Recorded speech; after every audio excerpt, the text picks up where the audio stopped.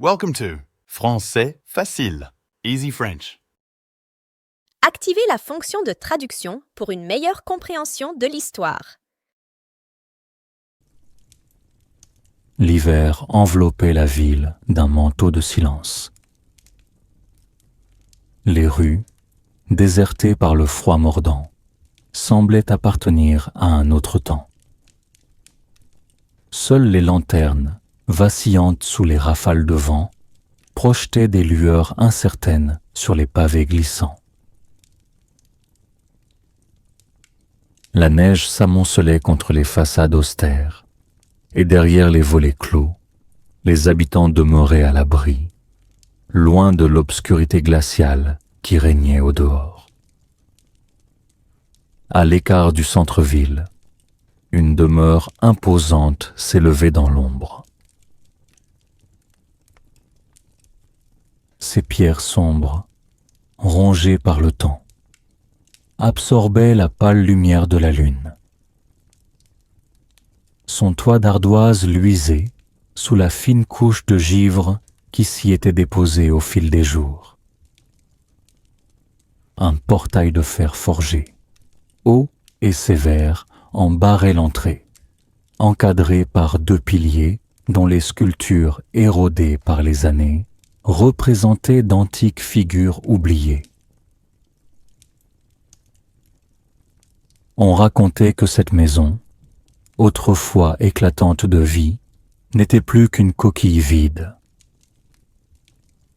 Pourtant, certains affirmaient qu'une silhouette s'y mouvait encore, toujours solitaire, toujours invisible. Cette nuit-là, une ombre se dessina dans la brume hivernale. Une silhouette, haute et mince, avançait d'un pas mesuré, traçant un sillon net dans la neige fraîche. L'homme, car c'en était un, était vêtu d'un long manteau noir dont le col relevé dissimulait en partie son visage.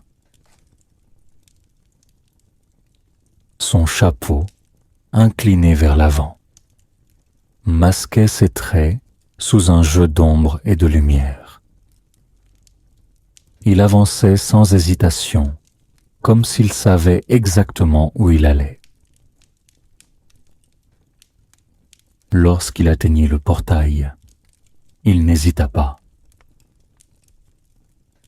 Sa main gantée se posa sur le fer glacé et, dans un grincement sourd, le battant s'ouvrit lentement. Le vent s'engouffra aussitôt dans l'ouverture, soulevant quelques flocons qui tourbillonnèrent autour de lui. Il referma le portail derrière lui avec la même lenteur, comme pour effacer toute trace de son passage. Puis, il s'engagea dans l'allée bordée de vieux ifs tordus par le temps, dont les branches, alourdies par la neige, formaient un tunnel obscur. Lorsqu'il parvint à la porte d'entrée, massive et ornée de ferrures noircies, il ne prit pas la peine de frapper. Il posa une main sur le heurtoir de bronze sculpté, puis le relâcha sans bruit. Dans un mouvement fluide, il poussa la porte qui, contre toute attente, s'ouvrit d'elle-même, comme si elle l'attendait. L'intérieur de la maison n'était pas abandonné. Un grand vestibule s'étendait devant lui, faiblement éclairé par un chandelier dont les bougies achevaient de se consumer. Le parquet de bois ciré crissait sous ses pas, et dans l'air flottait une légère odeur de cire et de papier ancien. Devant lui, un large escalier aux marches usées montait vers les étages supérieurs, disparaissant dans l'obscurité. Il ne monta pas. Au lieu de cela, il se dirigea vers une porte sur la gauche qu'il ouvrit sans bruit. Le salon dans lequel il pénétra était figé dans une autre époque. Les murs, tendus de velours grenat, portaient encore la marque d'un faste passé. Un grand lustre, dont les pampilles poussiéreuses reflétaient faiblement la lumière, trônait au centre du plafond. Contre les murs, des bibliothèques chargées de volumes anciens se dressaient, certaines inclinées par le poids du temps. Au milieu de la pièce, une large table en acajou supportait un service à thé oublié depuis des heures. Les tasses, à demi pleines, trahissaient une présence récente. L'homme s'arrêta un instant, scrutant les lieux. Son regard glissa sur les fauteuils de velours fané, sur la cheminée où couvaient encore quelques braises mourantes, sur les tableaux suspendus au mur. Les visages peints sur ces toiles semblaient l'observer, impassibles, comme s'il reconnaissait en lui un intrus. Il ne s'attarda pas. Son but était ailleurs. Il traversa la pièce d'un pas mesuré et s'arrêta devant un secrétaire de bois sombre. Sa main, cette fois, hésita un instant avant de se poser sur le tiroir supérieur. Lorsqu'il l'ouvrit, un léger grincement troubla le silence. À l'intérieur, soigneusement rangé sous une pile de vieux papiers, un carnet à la couverture de cuir attendait.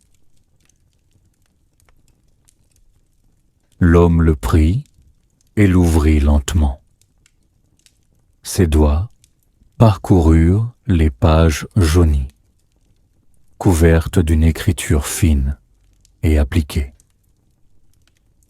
Il feuilleta le carnet jusqu'à une date précise. Là, ses yeux s'attardèrent. Un frisson parcourut son échine. La lumière vacilla légèrement, comme si la maison elle-même avait retenu son souffle. L'homme referma le carnet et, sans plus d'hésitation, le glissa sous son manteau. Puis, sans un bruit, il fit demi-tour et s'éloigna, disparaissant dans l'ombre du couloir. Derrière lui, la pièce retrouva son immobilité, mais quelque chose imperceptible avait changé. Le silence de la maison s'étendait comme un voile épais, englobant chaque recoin de l'obscurité. Seul le tic-tac discret d'une horloge résonnait, rythmé et immuable, quelque part dans l'ombre. L'homme se tenait immobile au seuil du salon, le carnet dissimulé sous son manteau. Un instant, il sembla hésiter, comme s'il sentait peser sur lui le regard invisible des portraits accrochés au mur. Puis, avec une lenteur calculée, il referma la porte derrière lui. Le vestibule s'offrait de nouveau à lui, immense, désert, baigné d'une lumière incertaine. Il posa un instant son regard sur l'escalier qui s'élevait devant lui. Imposant, majestueux, comme un vestige d'une époque révolue. Son tapis épais, d'un rouge assourdi par le temps, amortissait tout bruit de pas. Les balustres de bois sombre, sculptés avec finesse, projetaient sur le mur des ombres tourmentées sous la lueur vacillante des chandeliers. L'homme s'engagea sur la première marche. Un grincement, à peine perceptible, se fit entendre sous son poids. Il marqua une brève pause, tendant l'oreille. Mais le silence lui répondit. Il continua son ascension, lentement, mesurant chaque pas.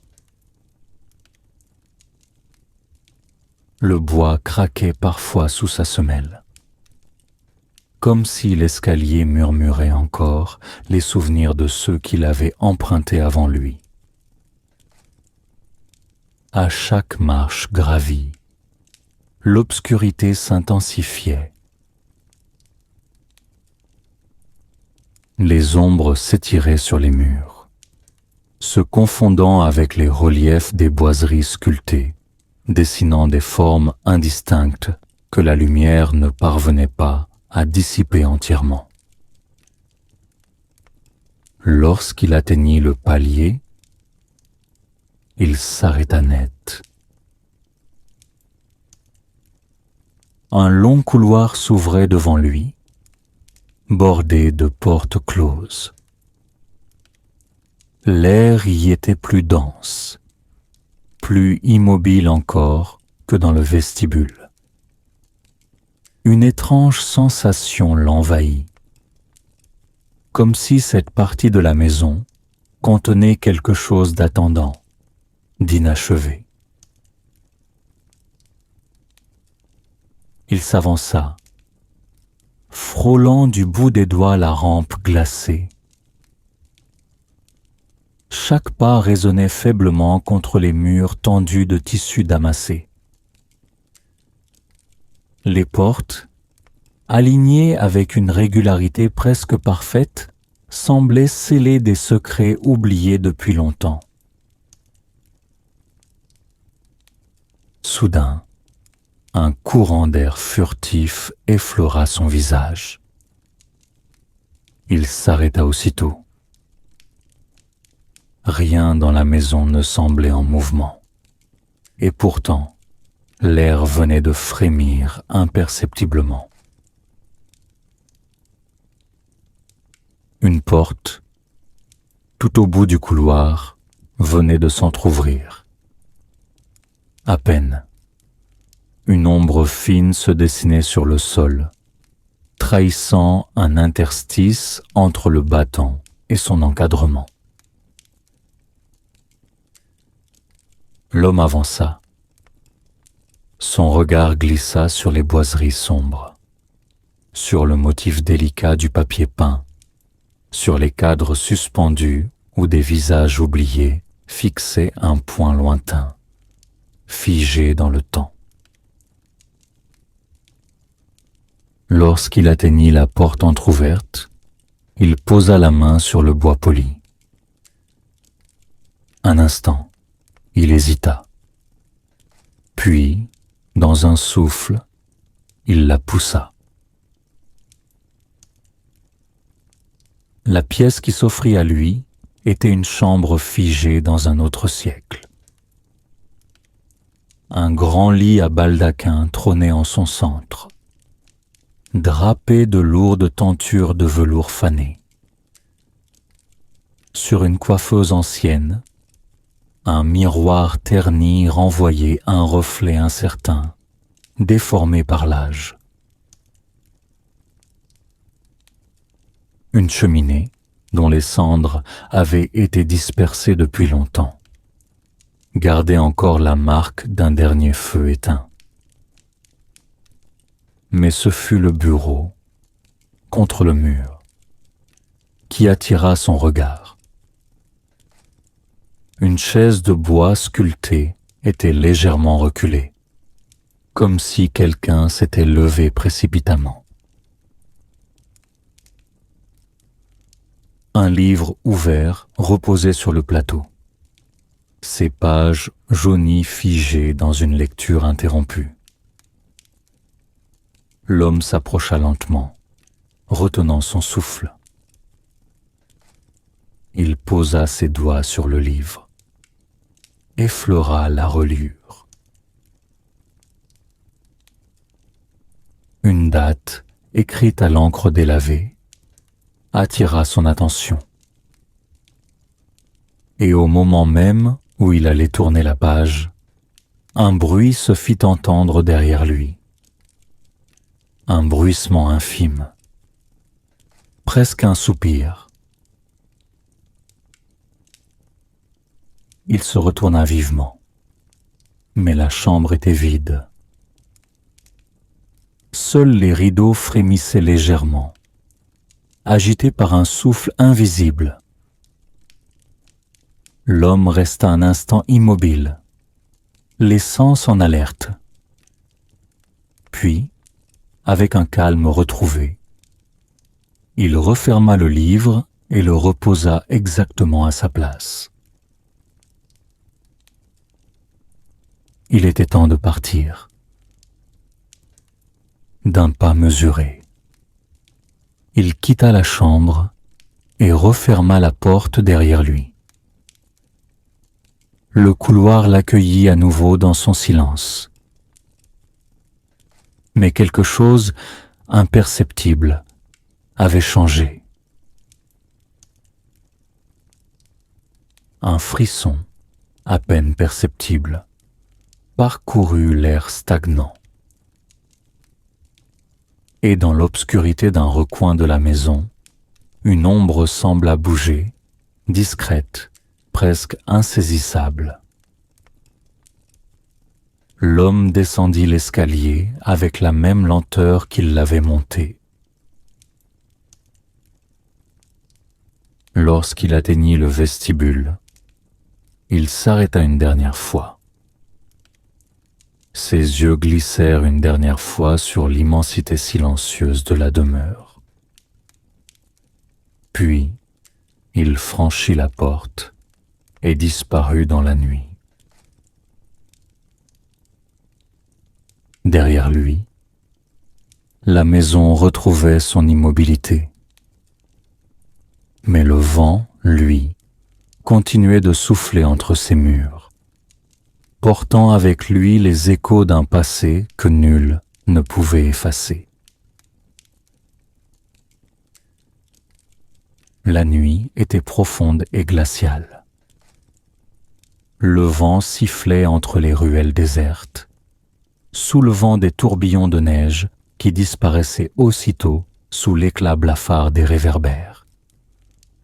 L'homme avançait d'un pas mesuré, son manteau noir flottant légèrement à chaque bourrasque. Le carnet était dissimulé sous ses vêtements, contre son torse, comme une relique précieuse qu'il devait à tout prix protéger. Lorsqu'il quitta enfin la grande demeure, il ne se retourna pas. Pourtant, au plus profond de lui, il savait.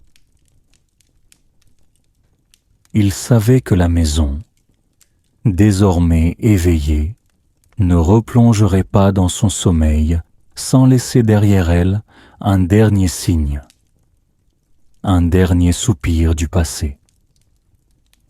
Alors qu'il s'enfonçait dans la brume, un son ténu s'éleva derrière lui. Un craquement. Comme si, derrière les murs épais de la bâtisse, un pas venait d'ébranler le parquet endormi. Mais il ne ralentit pas. Ses bottes s'enfonçaient dans la neige épaisse, effaçant aussitôt son passage. À mesure qu'il s'éloignait, les fenêtres sombres de la demeure semblaient se refermer sur elles-mêmes, avalant leur mystère avec un silence solennel. L'homme marchait depuis 1 heure lorsqu'il atteignit enfin une petite auberge en bordure de la ville. C'était une bâtisse modeste, de celles que l'on remarque à peine, nichée entre des maisons aux façades délabrées. Un panneau de bois suspendu au-dessus de la porte grinçait faiblement sous l'effet du vent. Il poussa la porte et pénétra dans un vestibule modeste. La chaleur du foyer lui assaillit aussitôt le visage, chassant le froid qui s'accrochait à ses vêtements. Une lumière tamisée baignait la pièce d'une douce lueur orangée. Quelques tables étaient disposées çà et là, mais seules 2 personnes occupaient encore les lieux à cette heure tardive. Un vieil homme assoupi dans un coin et une servante qui frottait le bois du comptoir d'un geste machinal. L'homme s'approcha sans un mot. La servante leva à peine les yeux. Elle semblait habituée aux voyageurs solitaires qui passaient sans chercher à faire la conversation. Elle lui tendit une clé sans poser de questions. Quelques instants plus tard, il referma la porte de sa chambre derrière lui. C'était une pièce simple, au mobilier dépouillé. Un lit au drap épais, une table de bois brut et une lampe à huile posée sur une commode suffisaient à en faire un abri convenable pour la nuit. Sans attendre, il retira son manteau, s'assit sur le lit et sortit enfin le carnet qu'il avait pris à la maison. Il l'observa longuement avant de l'ouvrir. Sous ses doigts, le cuir vieilli était usé par le temps.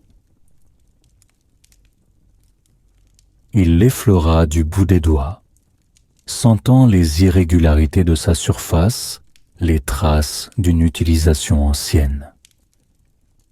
Enfin, il tourna la première page. L'encre, bien que légèrement délavée, était encore lisible. Une écriture fine et régulière couvrait les pages, d'une main qui semblait à la fois disciplinée et fébrile. Il parcourut les premières lignes, et à mesure que les mots prenaient forme sous ses yeux, une étrange sensation s'empara de lui. Ce n'était pas une simple correspondance, ni un journal ordinaire. C'était un récit. Un récit qui débutait là où son propre voyage avait commencé, dans la maison. Les premières pages décrivaient avec précision le grand vestibule, l'escalier imposant, les couloirs sombres bordés de portes closes. Puis venaient les descriptions du salon, du secrétaire en acajou, du bureau à l'étage. Chaque détail était consigné avec une exactitude troublante. Mais ce n'était pas cela qui le fit frémir. C'était la date inscrite en haut de la première page. Il la fixa longuement, le cœur battant plus fort. Elle était ancienne, bien sûr, mais pas assez pour appartenir à une époque lointaine. Non. Elle correspondait au jour exact de sa visite. Aujourd'hui. L'homme referma brutalement le carnet. Le silence de la chambre lui parut soudain oppressant. La lampe à huile projetait des ombres vacillantes sur les murs. Et le vent, au dehors, semblait redoubler d'intensité. Il ferma les yeux un instant, tentant de rassembler ses pensées. Puis, lentement, il rouvrit le carnet. Ses doigts tremblaient légèrement lorsqu'il tourna la page suivante. Et ce qu'il lut cette fois-ci lui glaça le sang. Les mots, écrits d'une main qui aurait pu être la sienne, décrivaient un voyageur solitaire, vêtu de noir, pénétrant dans une maison abandonnée. Il décrivait ses pas mesurés dans l'escalier, la chambre à l'étage, le livre ouvert sur le bureau. Il décrivait tout ce qu'il avait vécu ce soir-là. Jusqu'au moment où il s'assit pour ouvrir ce carnet. Alors, il tourna la page suivante. Une seule phrase y figurait, écrite d'une main nette, sans hésitation. « Quelqu'un est derrière vous !» Le sang de l'homme se figea. Son cœur cessa presque de battre. Dans le silence de la pièce, il sentit un souffle glacé effleurer sa nuque. Un murmure, infime, comme un écho venu du passé. Le silence s'épaissit autour de lui, pesant, étouffant. Son souffle s'était suspendu. Et pourtant, il sentait l'air frémir contre sa peau, à peine perceptible. Un souffle? Une brise? Lentement, il referma le carnet. Ses mains étaient froides, presque tremblantes. Il savait qu'il devait se retourner, qu'il devait voir ce qui se tenait derrière lui. Mais une peur ancestrale, viscérale, l'enchaînait à sa place. Le murmure qu'il avait entendu quelques secondes plus tôt résonnait encore dans son esprit. Était-ce un jeu de son imagination? Un courant d'air malicieux qui se faufilait sous la porte? Il inspira profondément et, avec un calme fin, il releva la tête vers le miroir ovale accroché au mur en face de lui. L'image qu'il y vit lui glaça le sang. La chambre était vide derrière lui. Mais lui-même n'y était pas. Le reflet du fauteuil, du bureau, de la lampe à huile tremblotante apparaissait distinctement dans le miroir, mais son propre corps ne s'y reflétait pas. Il cligna des yeux, incrédule.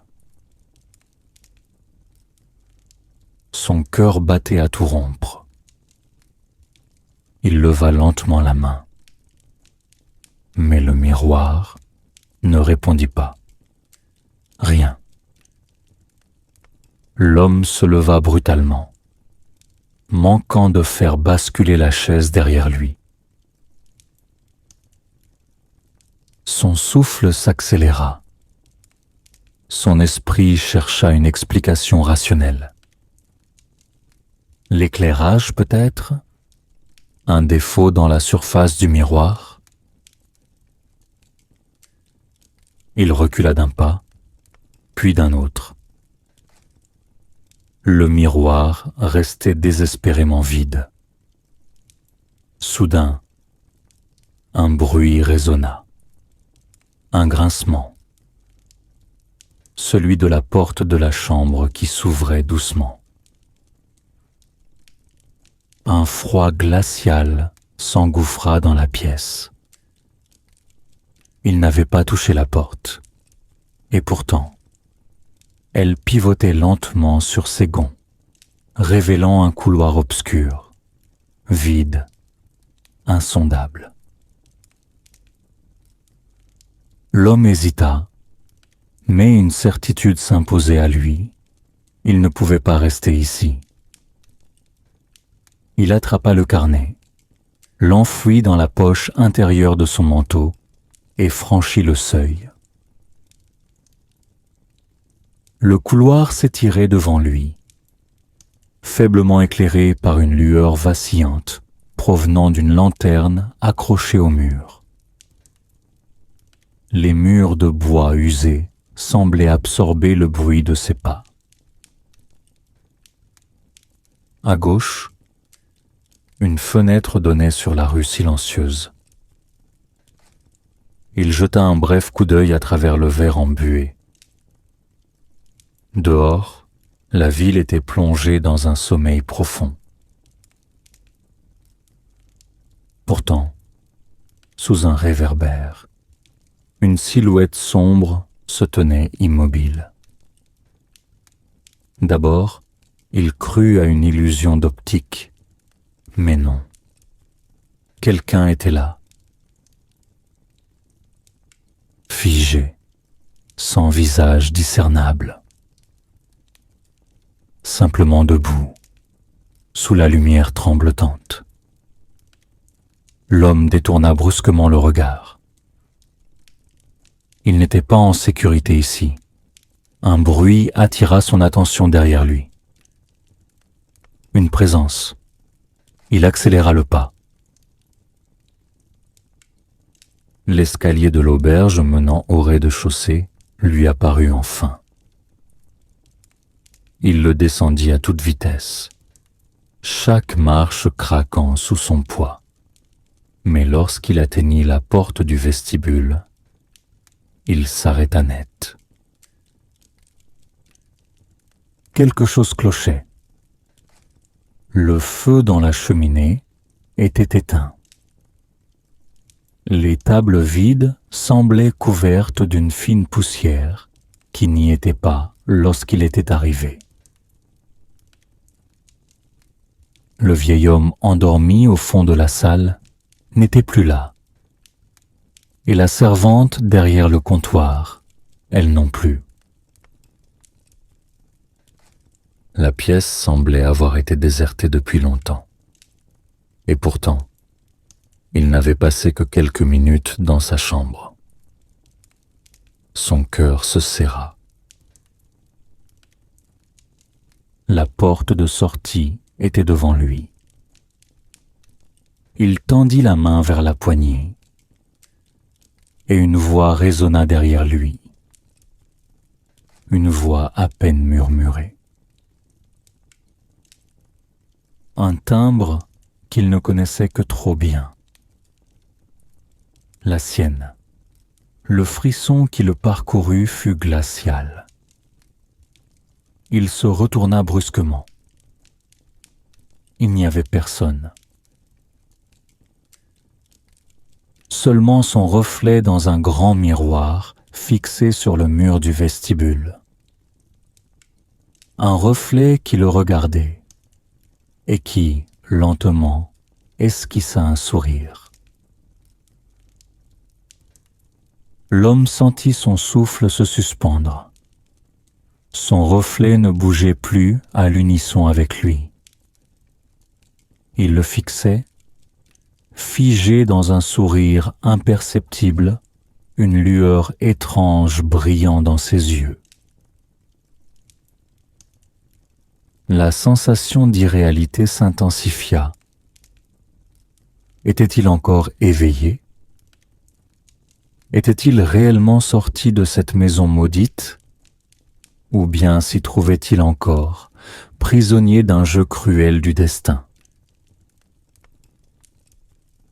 L'air était devenu oppressant. Il devait fuir. Sans attendre, il se détourna du miroir et franchit la porte d'un geste vif. L'extérieur était plongé dans un silence surnaturel. Pas un bruit, pas un souffle de vent. La ville, qu'il avait quittée animée quelques heures plus tôt, semblait maintenant figée dans une immobilité inquiétante. Et sous le réverbère, la silhouette était toujours là, inchangée, attendant. L'homme avança prudemment. Chaque pas résonnait, comme si les pavés renvoyaient l'écho d'un monde oublié. Plus il s'approchait, plus la silhouette lui semblait étrange. Elle ne projetait aucune ombre. Il s'arrêta à quelques mètres. L'être encapuchonné ne bougeait pas. Était-ce un simple manteau accroché à un poteau?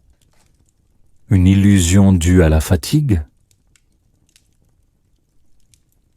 Mais non, car soudain, la silhouette leva lentement la tête, et sous la capuche sombre, il vit un visage.